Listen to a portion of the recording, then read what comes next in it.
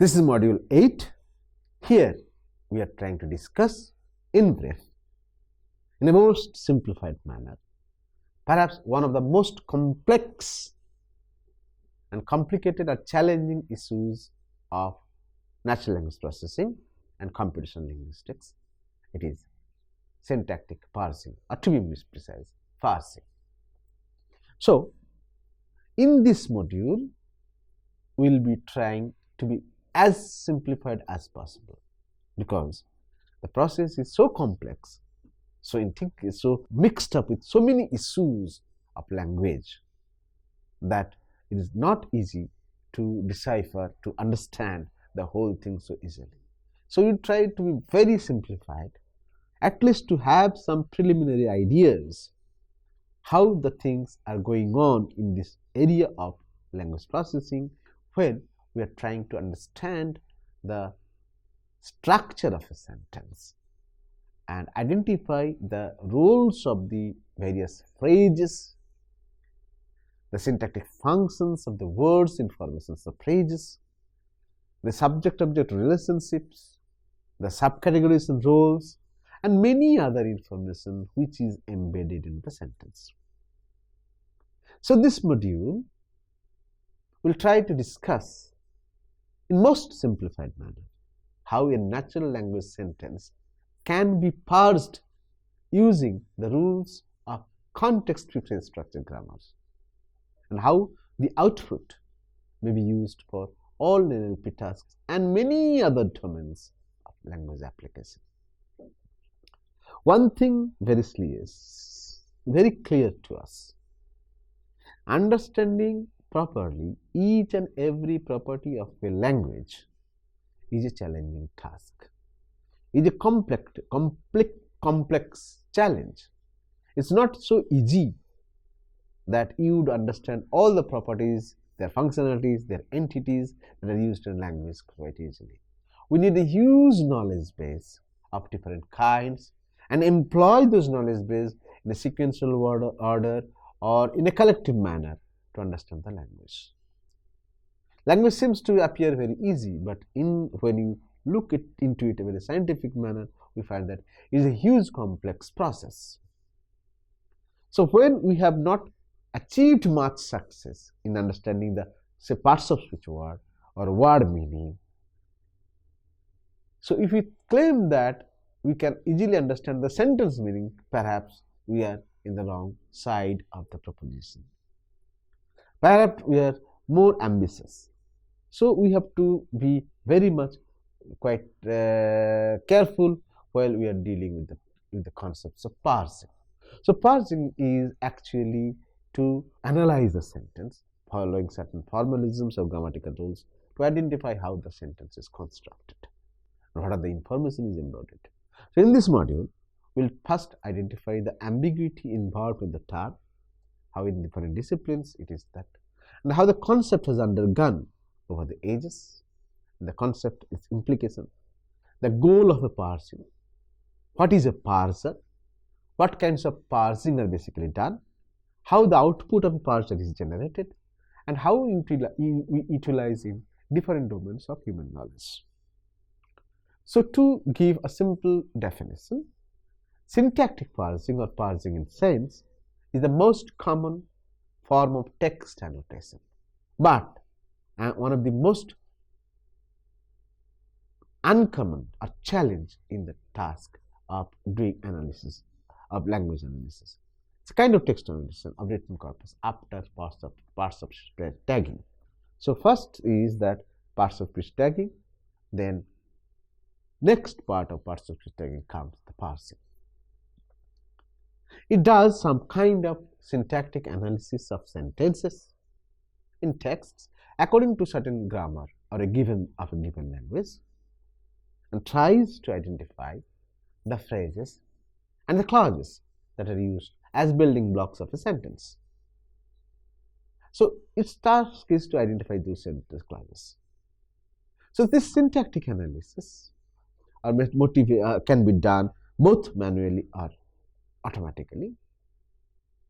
The goal is to identify or to understand and explicate how the constituents are arranged in particular syntactic order to form sentences, and what kinds of rational interface or relational interface are there, and dependencies are there to those constituents that play the final realizations of the sentences. And that also gives many insights into the language, its structures, its components, its constructions, and others. So syntactic analysis can be done manually and automatically. Here for us, when traditionally we did syntax analysis manually, here we are trying to do it automatically. Ambiguity about the ambiguity of the term. Let us keep two things into mind, that there is a difference between a tagged corpus and a parsed corpus, both in the scope of its significance and analysis and relevance. What happens? Now, in the case of a tagged text, the tag list is meant to provide information about the individual words and their parts of speech, what kind of syntactic roles they play in the text. While in cases of parsed text, parsing provides information to identify the structural or syntactic relationships of the different groups of words like phrases, clauses that are used in the sentences. So we make a distinction between a parsed text and a post-tagged text. So tagged text has different structure, different goal. Parsed text has different structure, different goal.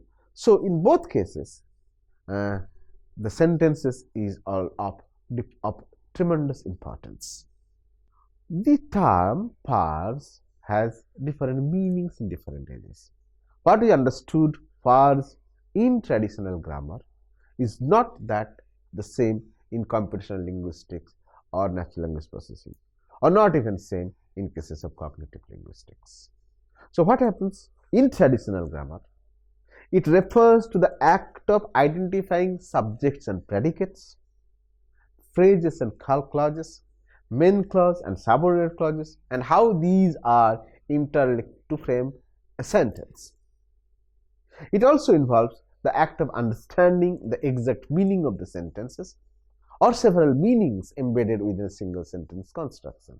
So traditional grammar, in traditional syntax, we generally identify this task. In cases of computational linguistics or natural language processing, we make the whole process slightly different. Here, it refers to the scheme of formal analysis of sentences by computer based on a set of predefined syntactic rules modeled in the form of algorithm that is capable to analyze the sentence, identify the syntactic constructions, recognize the constituents, identify the relations between the constituents, and also the meaning of the sentences. In cases of cognitive linguistics, the parsing is no more about the traditional frame or the computational model. In this cognitive linguistics, it is the act of language comprehension and all its syntactic semantic nuances. Here we try to explore how people analyze sentences or phrases in terms of grammatical constructions or grammatical constituents to identify the parts of speech of words as well as the syntactic relations of larger constituents like phrases and clauses through the event of which comprehension of meaning becomes possible. So we find that in all three domains, both in traditional grammar as well as in natural language processing and in cognitive science, the term parsing is used mostly in a finer senses. So by traditional frame, only identified the syntactic structures of the sentences. Computational linguistics followed some algorithms to parse the sentences, to analyze the sentences automatically, while cognitive linguistics want to understand the structure, to understand how people actually comprehend language or sentences and their meanings, and what kind of mechanism they actually deploy to understand those. So what we find that there is a migration of the traditional concept to mathematical concept. When traditional concept was mostly related with normal regular analysis by a set of rules and traditional knowledge base. Computational model actually tried to apply a mechanism of rule or an algorithm to analyze that. If we look at that, a sentence something like that, the man killed a snake that entered the room, in traditional syntax or traditional grammar, we know that here if we analyze the sentence, we get a subject, the noun, the man, object, the snake, predicate, killed a snake that entered the room, the main clause, the man killed a snake, subordinate clause, that entered the room, main verb is kill, and lexical verbs are killed, entered, others. But in the modern concept, that has to be understood in a modular form, in a highly symbolic representations, following the context-free phrase structure grammar. We can have a module. If you kindly refer to the tree table given in table 2 as well as the figure 2, you can really find out how the whole structure is built up. Here, S stands for S in a context-free phrase structure model. Here, S stands for NP plus VP or NP-VP, while the NP is made of a determiner, adjective, and noun. A determiner, adjective are not conditional components, are not permanent components, not obligatory, they are optional components. While the verb phrase VP stands for auxiliary verb, also NP, PP, and NP, while the prepositional phrase takes PP, prep, as well as an NP, and determiner is a class which contains some set of words or letters like A and D, that these are mostly words which are used as determiners. Adjectives has a full set of words, noun has a full set of words, auxiliary, verb, prepositions, and all this. So in cases of modern parsing, we find that it follows normally the context-free phrase structure model and use a set of syntactic rules to represent those in machine learning process. If we look at this figure 2 in a tree structure model, where we have shown how a sentence can be broken into NP and VP part, and how NP constitutes determiner and noun, how a VP actually has a verb and an NP, and again NP has a determiner and noun. So this there is different ways of representing the things. Now the major issue, the major challenges, or the major goals, to be more precise, of parsing, why we need to do analysis of texts, parsing of texts. So there are 7 main purposes behind the process of applying parsing mechanism on a text. If we assemble together all those things and try to understand how it works, we can identify those roles. So first goal is identifications of words used in a sentence. So as a part of the parts of speech tagging, we have also noted the identification of words is also important part, and syntactic role, grammatical role. In the parsing also, we also need to identify the phrases, the words, how do they work. So single word can stand as a phrase, or the whole phrase can be formed by multiple words. So in cases of parsing, we need to identify those words that can constitute as a phrase or a phrase, assigning appropriate syntactic descriptions to words and phrases. Second important part of parsing is to assign appropriate identity of the phrases. If a sentence is made with, say, one NP, one VP, one PP, and several other MPs embedded into VP, then perhaps parsing will try to identify what are those MPs, what are those VPs, what are those PPs, what kind of syntactic relations they maintain among each other, if there is hierarchical relations among them, and how they are interlinked with each other. It also identifies grouping of multi-word units, collocations, phrases, and clauses.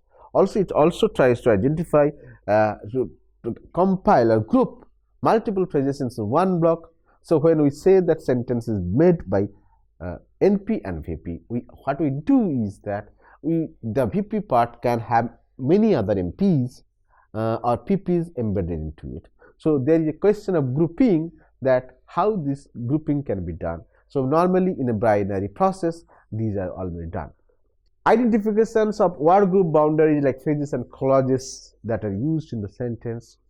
Allocation of groups are two clause components, and different groups of phrases has to be assigned to different clause components. But if a sentence is written, it has to identify what is the main clause, what is the subordinate clause, what is the principal clause, and what are the main or subordinate clause, how those subordinate clauses are actually linked to the principal clause or main clause. Identification of main syntactic constituents.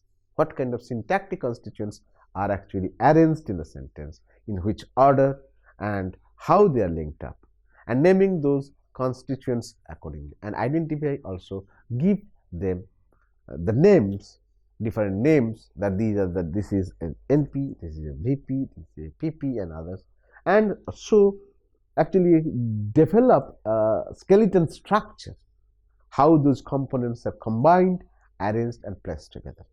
So these are the 7 roles normally there. Also, it can take support from other areas to do these things. Normally, it follows the rules of government binding or context prefixed more simple formalism, because the more complex formalism creates more complexities. But initial normal parser actually follows the context prefixed grammar. Then parser. What is a parser? Parser is an automatic tool which does these kinds of things in a sequential order, in a simplified order. So here, parser has several stages to perform. So parser is normally programmed to work out automatically, or even sometimes semi-automatically, controlled by a parser generator, both in supervised and non-supervised manners. The input to a parser is often provided in the form of a text that is rendered into computer language, as a computer can hardly comprehend a natural language text produced in the existing forms. Then, in an advanced schemes that may be possible, but in an initial stage, it is perhaps not possible. So, the whole thing has to be presented in a machine-readable machine language. Parser actually works in different manners and sequences. So we can identify some sequences, at least 4 or 5 different sequences it works. So I'll just look at those sequences, how it does. First thing, it needs to identify or detect the end of sentences. So since the parser has to work on a sentence, it first identifies where a sentence ends. Means when a random text is given, there should be specific sentence boundary marker, which is a very solid, valuable information for the parser, that this, from the beginning, this point to a particular point is a whole body of strings or string of characters actually constitute a full-fledged sentence.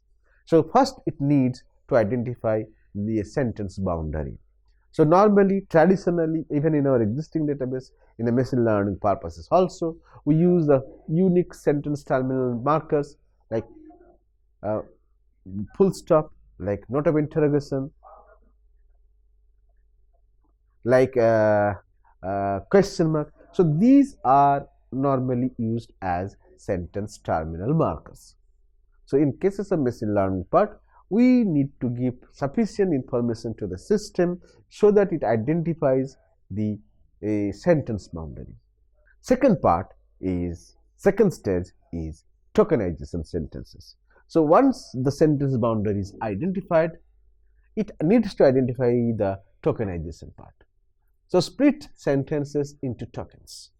Having isolated a sentence, the parser will apply the NLP techniques to the text to split sentence into tokens, that is, words or word groups or punctuations. If possible, it needs to do that. But since parser also wants to identify the larger building blocks like phrases and clauses, perhaps ultimate eventual breaking into words or sentences into words may not be much useful, but sometimes it does tokenizations of sentences. Then it also needs to do a kind of parser speech tagging part. So if it is a parse corpus, is fine, or it has to run the parts of speech tagging so that it can identify the parts of speech of each and every word used in sentence. So parts of speech tagging is a part of the parsing where it assigns the parts of speech words to the words used in sentence for better understanding and comprehension. Then it has another important part is it's called chunking. Chunking of larger units. The parser may take full support of a chunking tool to group those tokens of a sentence in larger units.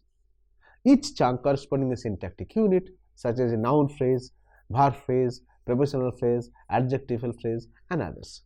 So chunker is our chunking system is an appropriate tool for the parser which will break a sentence into larger chunks, identify the different phrases. The most crucial part of this is finding out the verbs in sentences. As you know that normally in a simple sentence we get one finite form of the verb and multiple non-finite forms of the verbs. But if it is a complex sentence or a compound sentence, we can have several finite forms of the verbs along with many non-finite forms of the verbs. So here the most complex task is to find out the finite form of the verbs.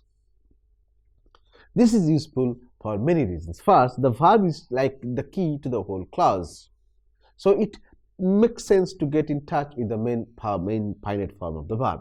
So once you identify the finite form of the verb, a major problem is solved because you know that when there is a finite form verb, then that must be either a full present sentence, simple sentence, or maybe a clause which is embedded into a sentence. Also, sentence containing multiple clauses can most easily be multiple finite form verbs. So finite form verbs has to be identified. In a language like English, we have specific set of affixes which are normally tagged with the verb in the finite form of the verb. That may help give us a clue, like s, ed, or ing, or en. These are the markers which always also help to certain time to identify. But the reality is that if you look at the corpus of sentences available in the text, you can find out that some verbs do not require any suffix. You can find out, say, leave, I must leave, or he should go. In those cases, there is no specific marker to identify that these are finite form of the verbs. So in that cases, we can give many examples that the verb finite form of the verb may not carry any specific marker. In that case, it's a real challenge for the parser to identify those appropriate finite form of the verbs. And all of the suffixes also appear in noun cases on various reasons. Also, we have noted that these which are also marked as finite form verb markers because of the allomorphic structures or allomorphic homographic forms of those allomorphs, we can find out many of them to be tagged with the nouns also. So S as verb tense or verb markers, finite form verb markers, is also used in English. It is also used as a plural marker. So machine has to understand, or the parser scheme has to understand, find out an example or a strategy so that it is able to identify the finite form verb markers. The basic task is to identify the finite form of the verb, because this will provide you sufficient enough information to understand that whether it is a full-fledged simple sentence, declarative sentence, or it is a main clause or subordinate or important clause of the verb. Identifications of non-finite clauses. This is another important part.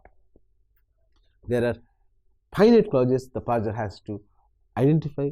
Also, the parser need to identify the non-finite clauses. So, non-finite clauses become non-finite clauses are always subordinate to the main clause. So, once these non-finite clauses are identified, the machine knows that these are important cues to understand the main structure of the main clause. So, it is very much necessary. Again, we can apply the rule of chunking and other mechanism to identify the non-finite verbs. Then finding the basic constituents. This is an important part to find out the sentence structure. Each step, it identifies the basic constituents and establishes their transitivity type. So as we know that once the basic constituents are identified, the main verb is identified, their subcategorization becomes important, whether it is transitive, whether it is intransitive or ditransitive. So these are the example references. Because of the transitivity, it can identify the number of clauses, main clauses, subordinate clauses, and arguments are present in the sentences. So these are the basics, a few steps that machine has to follow, the parser has to follow before the whole process of parsing is done. Then there are types of parsing. Broadly, we find two types of parsing. One is called full parsing, another is called skeleton parsing. So these both of them can be applied on the same corpus, but not simultaneously at the same time. The goals are also simplified. In cases of full parsing, what happens? It tries to provide as detailed as possible all set of information related to the phrases, related to the clauses, and to the sentence, or even to the words. So if you look at the figure number 3 here, I have given some examples of a simple text, how it is parsed at the sentence level following the full parsing scheme, and all things are described in full details, showing all the properties of the words as well as the phrases. On the other hand, if you look at the figure number 4, where there is a skeleton parsing, the basic tendency is to use a less freely finely distinguished set of syntactic constituent types and ignores the internal structure of certain constructions. So skeleton parsing broadly identifies the main clauses of the sentence and the main phrases of the sentences and the order of their arrangement in the scheme of parsing. So it is not that all the finer details are provided for each constituents. Normally, the identifications of clauses, identifications of phrases will suffice in skeleton parsing. After this analysis is done, parsing is done, the resultant output is normally known as tree bank.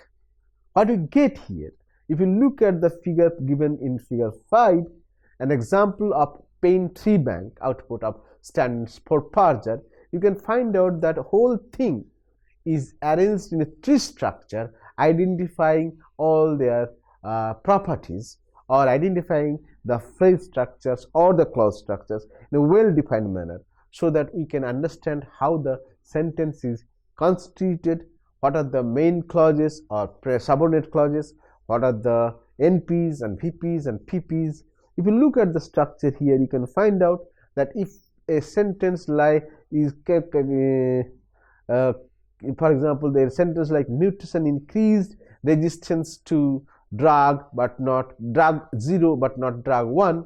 If you look at the sentence, you can find out that in that sentence mutation stands as an MP identified properly, then increased and the remaining part comes on the VP.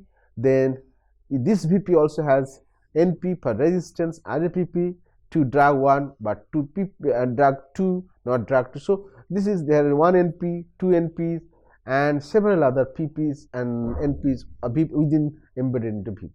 So this structure also clearly shows that what we ultimately get is a tree bank where all the phrases are appropriately marked, identified their class and their relations in a hierarchical order. So this tree bank can be presented in a vertical way. If you look at this figure number 6 here, we have shown that tree bank is presented in a level brackets or in tree structure also.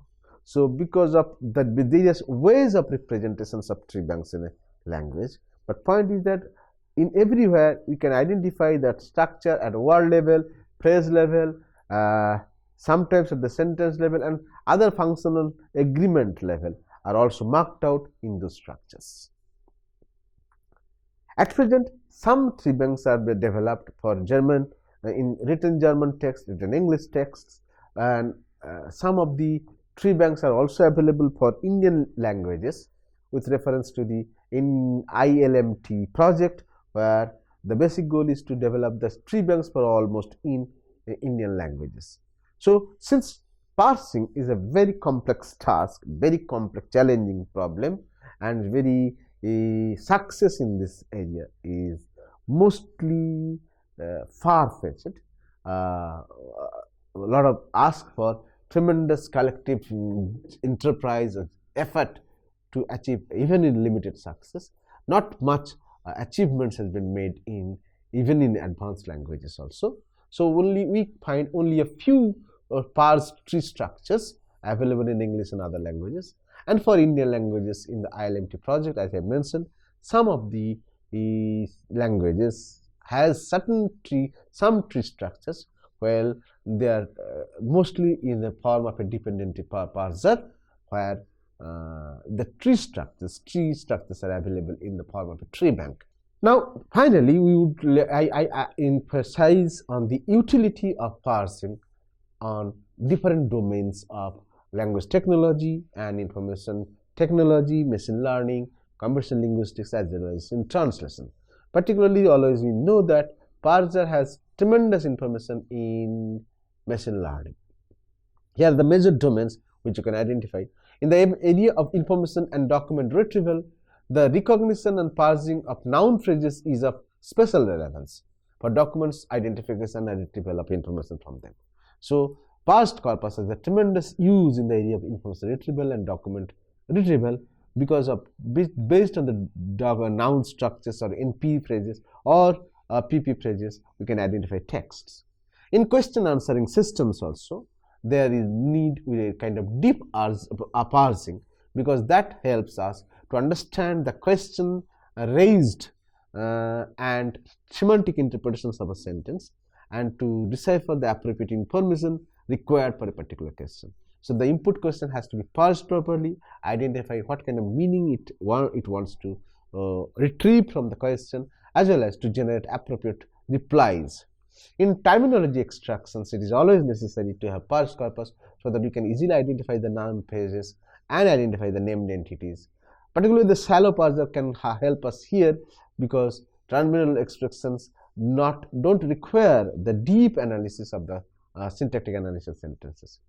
Lexical inductions is an important area where collocation, lexical association, multi-word units, as well as the argument structures of predicates are acquired from the parsed corpuses.